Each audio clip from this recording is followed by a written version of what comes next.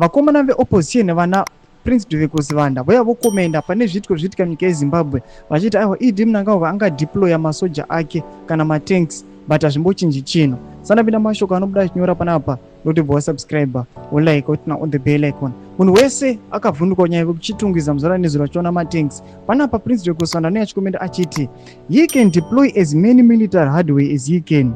He can arrest and detain as many of us as he can. He can threaten harm and death as he wants. He remains illegitimate.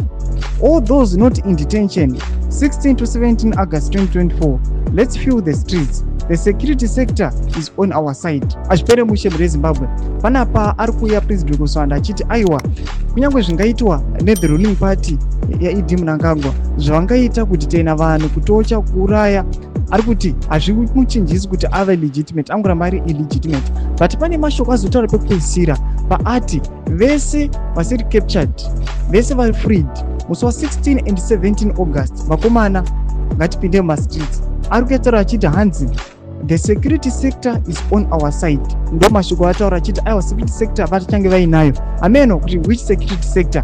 Pamwe vari kutemba nekuti Sabc inenge iripo, saka pana zvavangaitiwa nethe regime. Tudze mafunguro enyu muchiona aiwa panapa tiona vanhu opposition vachiti ngatiencourageanai kuti musi wa16 to 17 tipinde mumastreets. Ndina comment section yedu mafunguro ako, so subscribe, like, and turn on the bell icon.